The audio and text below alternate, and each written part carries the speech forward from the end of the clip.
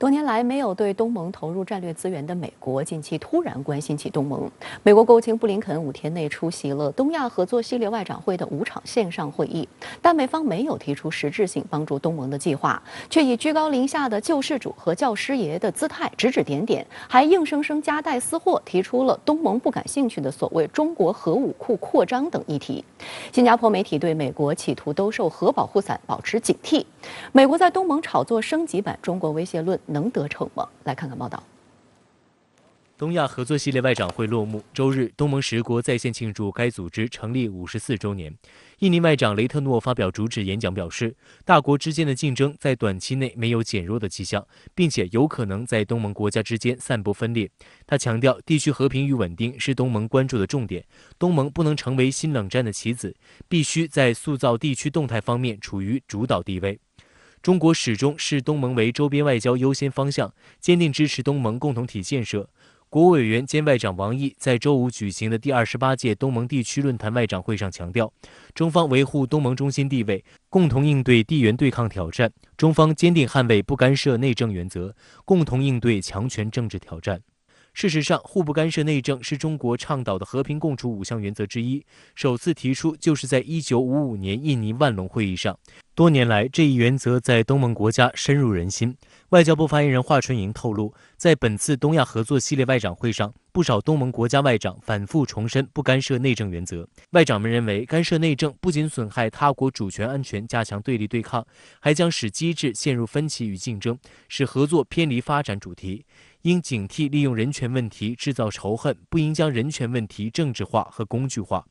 舆论普遍认为，外长们的担忧指向美国国务卿布林肯这次的参会表现。根据美国国务院周五发布的一份声明，布林肯在当天举行的第28届东盟地区论坛外长会上敦促所有27个成员国向缅甸军政府施压，以结束暴力并支持缅甸人民努力恢复民主治理。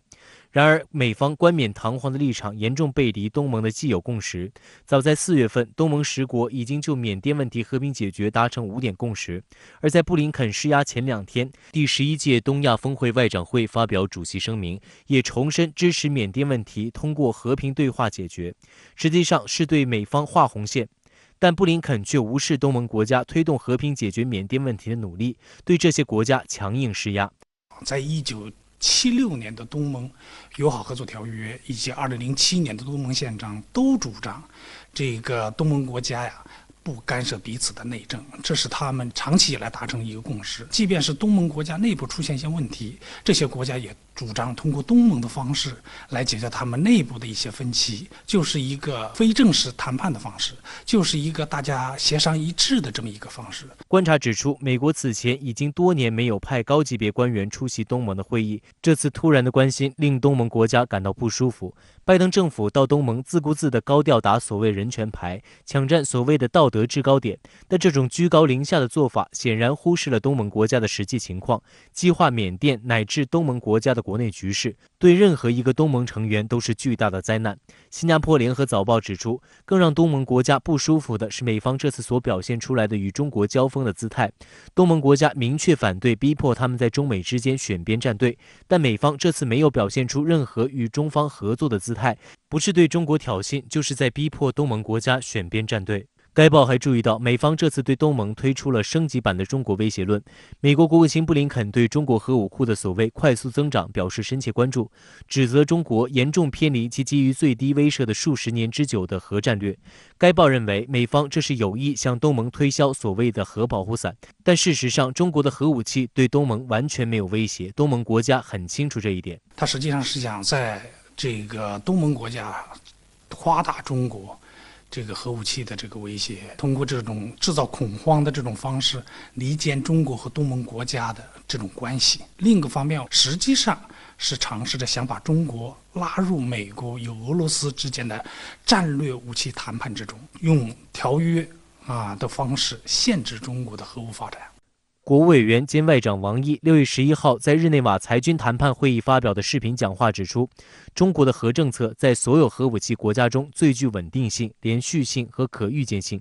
中国长期奉行无条件不对无核国家和无核武器区使用或威胁使用核武器的政策，从不回避本国承担的国际裁军和军控义务，始终把自身的核力量维持在国家安全需要的最低水平，从来不与任何国家比规模、比数量。而自特朗普时期美俄核军控谈判陷入僵局开始，美方就开始炒作中国的核武库问题。荒谬的是，此后美国的各种智库媒体以及情报部门就开始一唱一和，给所谓的中国核武库议题加戏。7月初，美国明德大学蒙特雷国际研究学院詹姆斯·马丁防扩散研究中心的所谓中国核计划专家杰弗里·刘易斯向《纽约时报》卫料称，他的所谓研究通过商业卫星照片分析，找到了119个位于中国西北沙漠中的新的洲际弹道导弹发射井。美国国务院发言人普赖斯随即表示，对中国建设新的核发射井表示担忧，但很快就遭到打脸，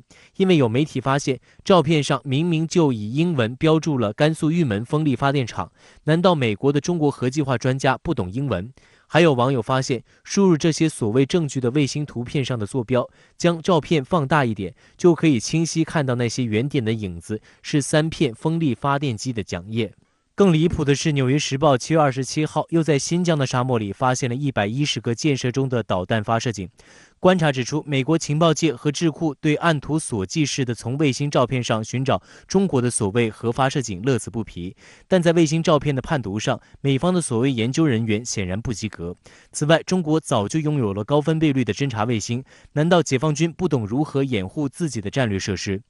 在白宫执意对华开展系统性竞争的同时，美国商界表示了深深担忧。周四，美国30个最具影响力的商业团体联合致信美国财政部和美国贸易代表办公室。这些团体代表着从种植土豆的农民、微芯片公司到制药行业的各种利益。信中强烈敦促拜登政府迅速采取行动，解决繁重的关税问题。《纽约时报》表示，拜登上台后一直表示在重新审查对华关系，并以此为由搁置了与中国的经济议题。但目前已经过去7个月，没有任何说法，这令美国商界感到不满。该报认为，拜登实际上整体继承了特朗普对华3600亿美元额外关税的政治遗产，这导致美国制造业和服务业成本增加，出口竞争力下降。美国商界之所以急，因为这些团体是中美贸易战的受害者有切肤之痛的。他们看到拜登政府这个对中国的这个高关税要长期化甚至可能永久化，会使他们在世界市场这个占有额进一步的萎缩，这样的会影响他们未来的发展前途。但是拜登政府为什么在这个方面他们不着急了？因为美国期望通过这种高关税来谋求中国在其他中美关系的领域里做出相应的让步和补偿。美方仍在继续扩大与中国的经贸战。美国参议院周六在一项测试性投票中通过了拜登提出的1.2万亿美元基建计划。深圳卫视注意到，这项拨款案比拜登最初期待的2.3万亿美元大幅缩水近一半，其中含有排除中国产品的附加条款，例如禁止购买深圳企业大疆的无人机产品。但美国内政部此前提交给白宫的一项备忘录就明确反对这种条款，因为美国企业的同类产品是大疆无人机的8到14倍，这意味着整体来说，以同样的价格，美国政府只能买到约1/10数量的无人机。大家都知道，我们中国在基础设施方面有我们的特长，我们本来能够向美国提供这个价廉物美的这种产品和服务，但是由于中美关系，我们说现在全面紧张，处于一种战略竞争当中，所以的话呢，我们中国有可能会被排除在这个美国基础设施之外。虽然这个拜登政府已经不把美国第一作为口头禅，但是我们看到这个拜登政府的话，可能还会推行一个没有美国第一的美国第一主义。相关话题来连线特约评论员吴卫。吴先生您好。美国国务卿布林肯近日在东盟地区论坛上对所谓中国核武库的快速扩张表达关注与担忧，您对此如何看？是的，美西，国务卿先生这番话在我看来十分搞笑。短短一句话，他犯了好几个常识性错误。首先，布林肯搞错了场合。东盟地区论坛是一个以东盟国家为主场的区域性论坛，在一群无核国家面前聊起了核俱乐部里的八卦。先不说在座的各位是否听得懂，这多少有点凡尔赛的意思。这就好比跟一群骑自行车上班的人聊起超跑俱乐部里的某个成员近期又添置了一款名车。然而大家心知肚明，谁家的超跑最多？当然是你美国啊！其次，布林肯搞错了听众。中国国防部在2019年7月发布的新时代的中国国防白皮书中，明确重申了中国的核战略，那就是始终奉行在任何时候、任何情况下都不首先使用核武器，无条件不对无核武器国家和无核武器区使用或威胁使用核武器。也就是说，布林肯跟一群无核国家大谈所谓中国核威胁，听众们是无感的，能够憋住不笑已经算是客气了。美国的核战略是如何富有进攻性、富有侵略性？你敢像中国那样奉行不首先使用政策吗？核讹诈、核威慑，确保先发制人，是谁奉行的核战略呢？你美国心里没点数吗？再者，布林肯搞错了话题。二战结束至今，谁在亚太地区拥有最多的军事基地？是美国。谁在威胁区域内的这个和平稳定呢？还是美国。在东盟地区论坛上大谈所谓中国威胁论，而不是凝聚区域合作共识，这完全是对论坛主题的失焦。同场参会的国务委员兼外长王毅一句话驳了回去，他说：“今天的时代不应再有教师爷。”我认为说到了点子上。对美国这个道貌岸然的教师爷彻底厌烦的，又岂止中国呢？当然，布林肯大概并非不懂这些常识，只是揣着明白装糊涂。这些年来，美国一直在各种国际场合设置中国威胁论议程，将国内那套论述搬到国际上，让各国一起参与讨论各种涉中国的伪命题。有些事本就不值一驳，然而随着美国及其盟友煞有介事的讨论一番，好像也就成了一回事。那么在您看来，美国近期为什么要炒作所谓中国核威胁论呢？美国展现所谓担忧的背后有着怎样的盘算？这个问题算是抓住了关键，将它翻译一下就是：美国怎么忽然关心起中国的核武库建设了？暂且不论中国西北部正在建设的究竟是风力发电站，还是所谓的战略导弹发射井，我们不妨反问美国一句：中国凭什么不能进行核武库建设呢？美国政府非常善于用曲解的论述给其他国家套上紧箍咒。布林肯那句所谓“这种核扩张凸显出北京严重偏离其数十年来基于最低威慑的核战略”是具有蛊惑性的。不明真相的吃瓜群众啊，可能真被带入沟里去了。那么真实的情况又是如何呢？中方发布的白皮书里面有非常严谨的表述，那就是中国不会与任何国家进行核军备竞赛，始终把自身核力量维持在国家安全需要的最低水平。中国坚持自卫防御核战略，目的是遏制他国对中国使用或威胁使用核武器，确保国家战略安全。那么一系列反问也就呼之欲出了：是谁在威胁中国的国家战略安全？是谁在太平洋里对中国的战略核潜艇实施1对1盯防？是谁在用间谍卫星与黑客技术监视解放军火箭军部队的一举一动？是谁在用核武器使用指南中将中国一线城市列为优先打击目标？是谁将陆基、海基反导平台部署在中国的家门口？又是谁妄言要武力介入台海冲突呢？这些问题我还能反问出几百个。问题就在于，美国明明是世界不稳定因素的最大来源，却始终摆出一副所谓人畜无害小绵羊的姿态，去指责别的国家具有威胁。这种伪善与双标横行霸道了半个多世纪，从来如此便是对的吗？倒是美国一边指责中国、指责俄罗斯，一边兴致勃勃地开启了核武库的更新计划，新的隐身轰炸机、新的战略核潜艇、新的洲际弹道导弹，琳琅满目，啥也没落下。需要我帮你拉个清单吗？中国在自身核战略的指导下进行核武库建设，本就是理直气壮的事情。美国有什么资格说三道四呢？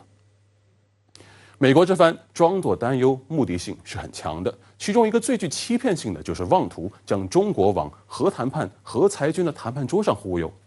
这倒是让我想起前不久俄罗斯总统普京接受美国 NBC 专访的时候，他被问到的：“你怎么看中国拒绝参与削减进攻性核武器谈判？”普京的回答很有意思，他说：“中国人反问得很对，如果中国的核武库已经很小了，为什么还要削减呢？为什么一个拥有14亿人口的国家就不能给自己定一个至少达到你这个水平的目标呢？” NBC 记者哑口无言。所以，中国西北部正在建设的究竟是风力发电站还是核导弹发射井，其实并不重要。重要的是，美国依然在以实力的地位出发同中国讲话。那么，在这种情形下，中国合理提升自身的综合国力、战略实力，不正是用美国人听得懂的方式进行坦诚回答吗？好的，也谢谢吴先生跟我们共同在线分享您的观点，谢谢。目前，美国新冠肺炎确诊病例已经超过3540万。美国政府无法有效控制疫情蔓延趋势，就不断通过病毒溯源污蔑、栽赃中国，掩盖自己抗疫失败的事实。然而，种种迹象表明，美国相关实验室早就在做合成改造冠状病毒的危险实验，而国际社会也将怀疑的目光投向了美国德特里克堡及相关实验室。部分国际媒体和国际人士指出，要推进全球溯源研究，应首先调查疑点重重的美国。日前，多家外媒质疑美国在炒作中国实验室泄露论的同时，却对本国德特里克堡生物实验室突然关闭、2019年出现电子烟疾病等疑点避而不谈，令人生疑。韩国时报日前刊发评论文章，批评美国将新冠病毒溯源问题政治化，指出新冠病毒可能早在2019年12月就在美国传播。如果有必要在全球发起对病毒源头的新追踪，那么首要目标应该是美国，而不是中国。日媒今日日本还刊发新加坡独立评论作家孙喜的评论文章，批评美国将新冠病毒溯源问题政治化，并指出人们应该尊重世界卫生组织和中国的联合研究成果。据报道，10多年前，美国实验室已有冠状病毒合成能力。2008年发表在美国科学院院刊上的一篇论文，在其摘要中表示，这项研究里，我们报告了一项规模最大的人工合成的可复制的生命形态。这篇论文主要作者之一拉尔夫·巴里克是北卡罗来纳大学教堂山分校的教授，长期研究冠状病毒，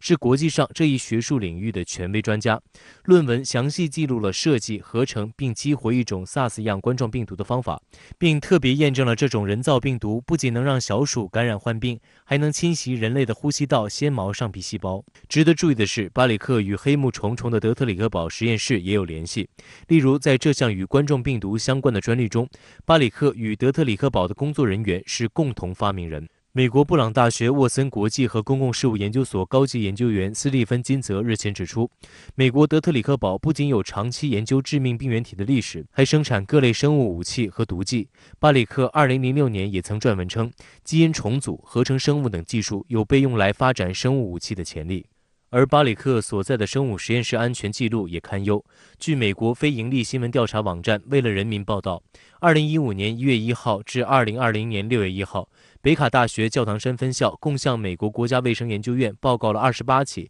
涉及转基因生物的实验室安全事故，其中6起涉及实验室制造的多种冠状病毒。最开始呢，拜登包括在他竞选的时候啊，他没有走特朗普的那条老路。拜登上台已经半年有余，但是眼看他的这个防疫的措施啊，眼看自己要撑不住了，所以呢，拒绝国际社会对美国开放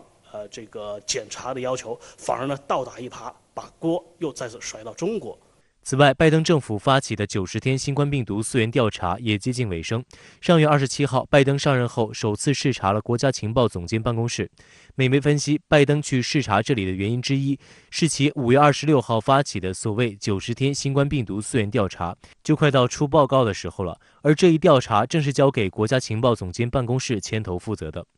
美国耶鲁大学公共卫生学院院长斯滕·维尔蒙德就曾针对此问题公开表示，情报界如中央情报局等，他们没有实质性的公共卫生和病毒学实验室科学能力，也是最不可能在这件事上为我们提供任何线索或警示的部门。3月到5月，拜登质疑世卫组织的溯源调查结论，安排国家情报总监海恩斯领导的各情报机构出一份书面评估报告。结果2个月时间，10几个情报组织只有3家出了报告，剩下的都说没有足够论据做出判断。4月，海恩斯面对国会议员质询，坦言真的没找到证据。情报界并不确切了解新冠病毒最初是在何地、何时以及如何传播的。一个情报机构怎么可能去处理科学问题？所以由他来做的话，只可能有一个结果，就是这个他出来的报告啊是高度政治化的，甚至我们可以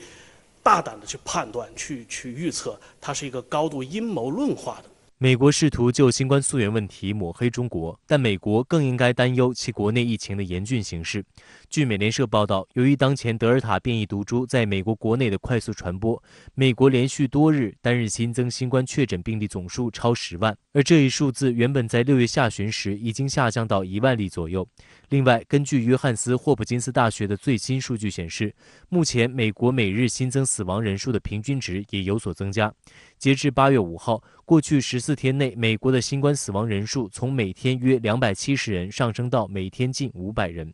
面对当前美国国内严峻的疫情反弹，白宫首席医学顾问福奇博士在接受采访时发出警告：随着德尔塔变异毒株的大规模传播，不能排除会出现比德尔塔更为危险的变种病毒，后者的病毒携带量可能是最原始新冠病毒的1000倍，而届时美国将陷入困境。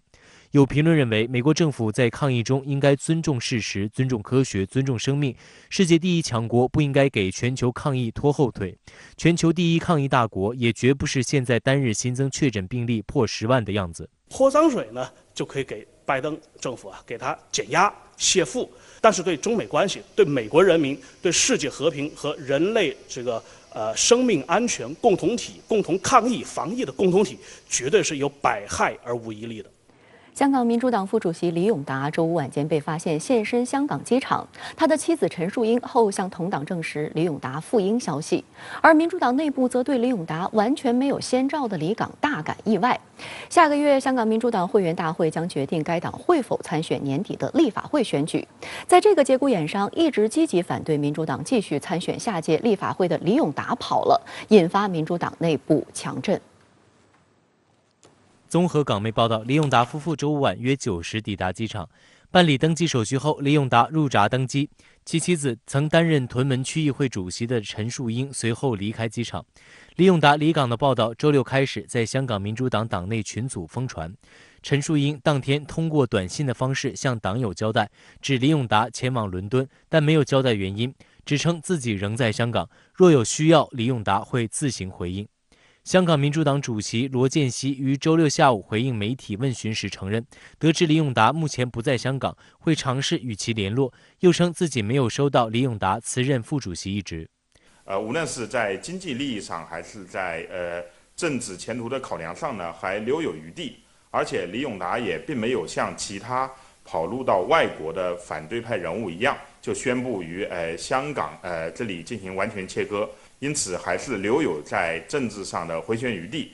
现年65岁的李永达是香港前立法会议员，也是香港民主党的创党元老之一。1991年起当选多届立法局及回归后的香港立法会议员。2019年4月，李永达被控在非法战争期间，在中环、金钟不同地点煽惑他人做出公众妨扰，被判监8个月，缓刑2年。李永达在今年6月20号复出，在无人竞争的情况下当选副主席。他以个人名义声称，认为民主党不应参选下届香港立法会，还妄称这是所谓民意。一名民主党前区议员指，各党友对李永达离港感到非常意外，完全没有先兆，称上周刚一同吃过饭。一名不具名的民主党中委对李永达离港举动大惑不解，称其前2天还叫大家坚持做地区，不选立法会。民主党中委苏奕恒则在社交媒体上意有所指的发帖，叫人冲自己松。事实上，李永达不是民主党内第一个逃跑的高层。去年12月被控诉9项罪名的香港立法会议员许志峰，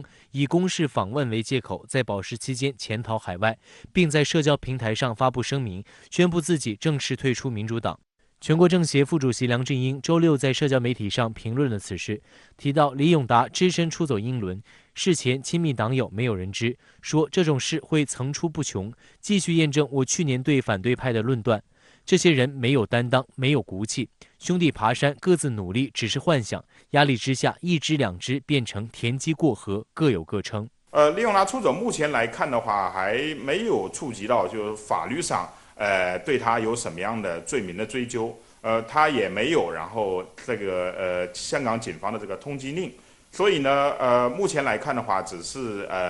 他个人的一个政治的这个决定。他到了伦敦之后会展开什么样的行动？还要进一步的这个观察。多名香港政界人士接受香港文汇报访问时表示，李永达与乱港头目黎智英的关系密切，不排除他是身上不干净而逃跑。批评他身为民主党副主席，一走了之的行为相当不负责任。甚至我觉得这有可能是民主党高层做出的一种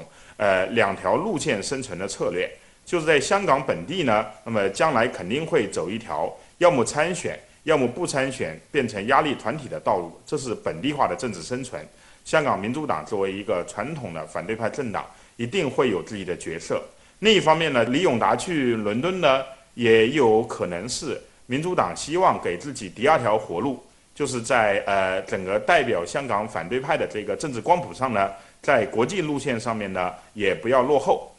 深圳卫视注意到，李永达逃跑时间点蹊跷，一是2个多月前才复出参选民主党副主席，二是在即将到来的9月民主党会员大会上，将决定民主党会否参选年底的立法会选举。而李永达是党内执意反对参选的人，此时甚至可以说已经到了民主党政治影响力是否存在的关键时刻。观察认为，民主党的路线逐渐走向偏激，包括很可能不参加年底立法会选举的决定，都将使其逐渐被边缘化。会有新的代表民主价值、代表香港相当选民基础的政党出现、政治人物出现，使这个香港的政治生态能够盘活，使香港的这个选举游戏跟这个选举民主真正适应一国两制的严谨的法律框架的这样一个过程。这些恰恰是爱国者治港这个新的制度呢催生出来的这个积极正面的这个民主的这个现象。所以不要为这个个别这个政党的这个凋零而忧心忡忡，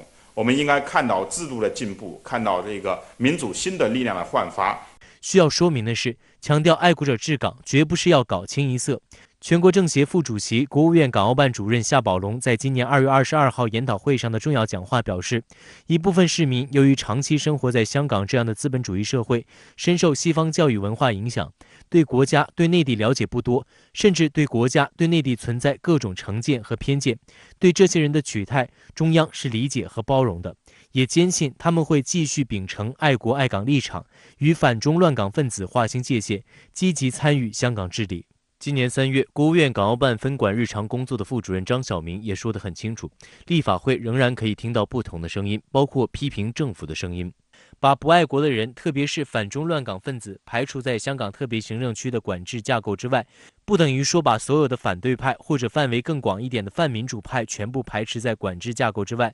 因为反中乱港分子和反对派，特别是泛民主派，是不能简单划等号的。反对派，特别是泛民主派里面也有爱国者，他们将来仍然可以依法参选、依法当选。相关话题来连线推评论员陈斌。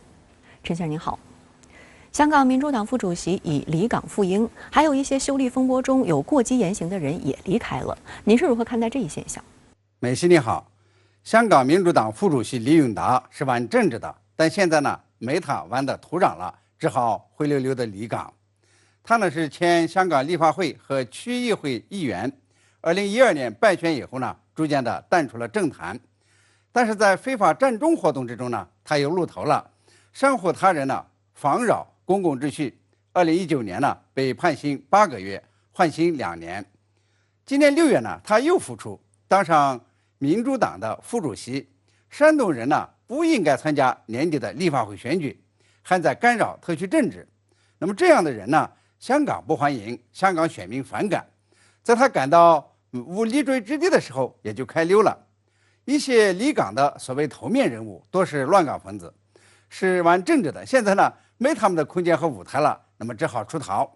根据香港新的选举制度，这个资审会呢将严格的审查申请人或提名人士以及候选人的资格，列出了负面清单，包括审查他们过去的言行、文章、立场与某些人的交往的情况，以确保呢有能力的爱国者和效忠特区的人士入闸，扫除这个维护假效忠。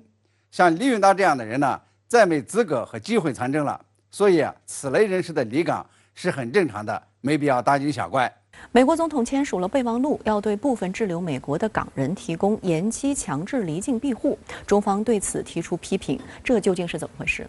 美国总统签署备忘录是很狡猾的政治行为，雨点小，但是雷声大。美国呢，利用其舆论上的强势地位来扭曲香港的法治状况。那么用外交部驻港公署的话说呢，是大肆污蔑抹黑香港国安法，赤裸裸地干预香港事务和中国内政。我们说雨点小呢，是因为滞留在美国的港人呢并不很多。按照美国媒体的报道，那么需要强制离境的人呢，大概有400人左右，其中呢只有一小部分人是一见人质。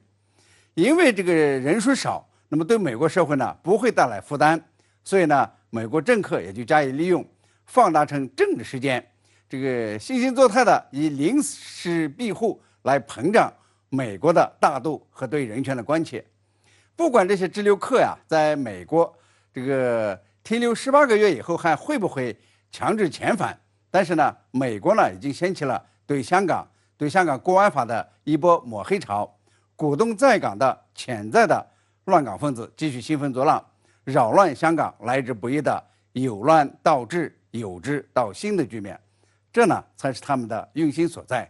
所以啊，中方是坚决反对，强烈谴责美国罔顾基本事实和香港主流民意，编织谎言，污蔑香港国安法，明目张胆的美化这个反中乱港分子，妄图呢唱衰香港，污名中国。那么他们的雕虫小技呢，地球人都是能够一眼识破的。好的，也谢谢陈先生跟我们共同在线分享您的观点，谢谢。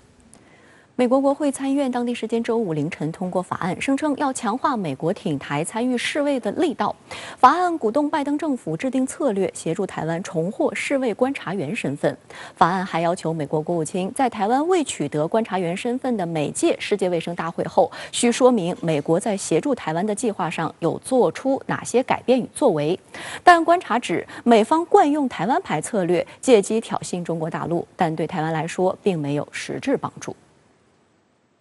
据报道，该法案由美参议院外委会主席梅嫩德斯3月中带头提出，7月28号获得参议院外委会通过，8月6号在参院通过。而美国会众议院外委会3月25号已通过内容几乎完全相同的众院版法案。若参院版法案之后获得众议院通过，即能提交拜登签署后生效。不过，路透社的报道却泼了一盆冷水，仅提到目前还不清楚该议案何时会在众议院全体会议上进行投票。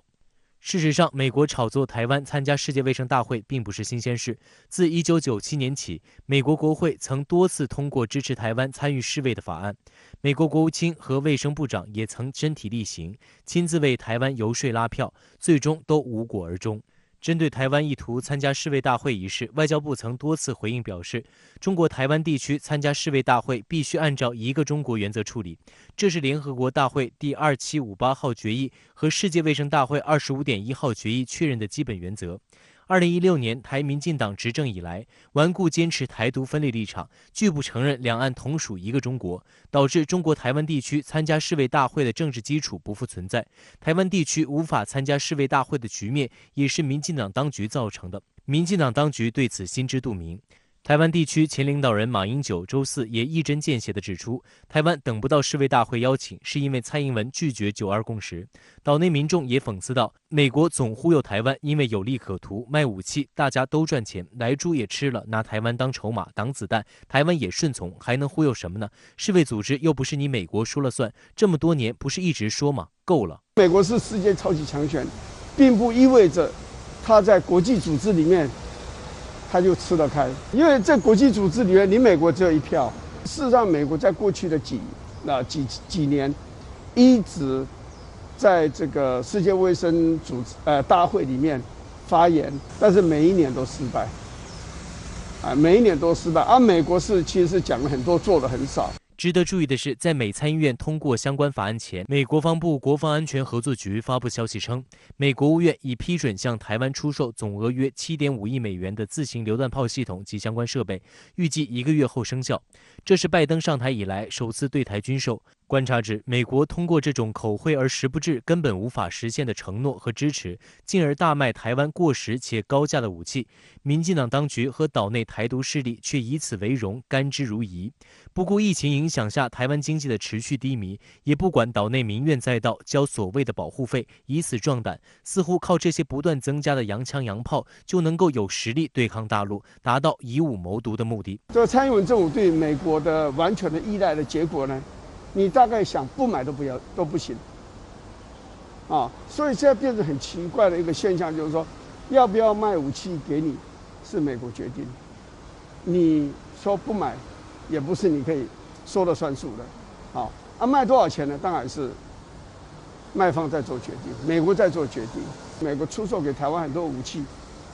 并不是所有都是适合。事实上，眼下岛内也尚未走出新冠疫情的阴影。台湾地区流行疫情指挥中心周六公布新增12例死亡病例，死亡日介于7月22号至7月30号。指挥官陈时中辩称，这和自动化程序协取死亡病例档案协取不全，经检查后一次补11例死亡病例。此前因疫情趋缓，疫情指挥中心宣布7月27号开始，从3级警戒降为2级警戒，每日新增死亡病例也逐渐变少，甚至从降级前2天开始，每日死亡人数为0。岛内媒体就不客气地说道，岛内已经近10天都是0死亡病例，原本以为疫情趋缓，原来只是一场乌龙，结果最终一切都是假的。有岛内网友讽刺，理由一堆，数字魔法师。还有网友质问道，又是校正回归死亡人数吗？疫情啊，真的让我们台湾很多人就发觉是说，台湾很厉害，怎么发明了很多新的名词啊？校正回归有没有？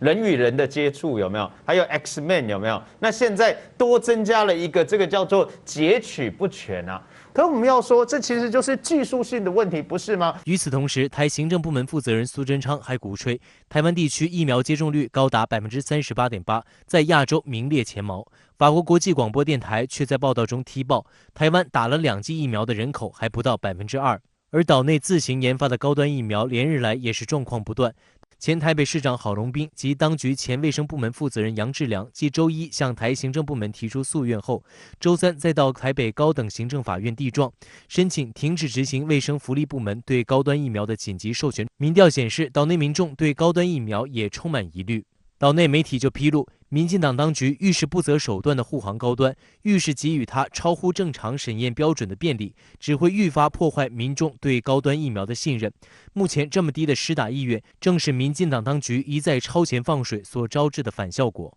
他连2期都还没做完，都还没解盲，他更不要讲他没有做3期，你根本不知道他的防护力是什么，你怎么可以通过 EUA？ 但最好笑的是，他一路开绿灯。所有的规定通通都是玩假的，全部通通帮他安排好，还没有拿到 EUA 就叫他去量产，结果嘞产不出来。你这样护航他，结果呢，12批里面只有4批能用，8批不能用，这种东西你敢打吗？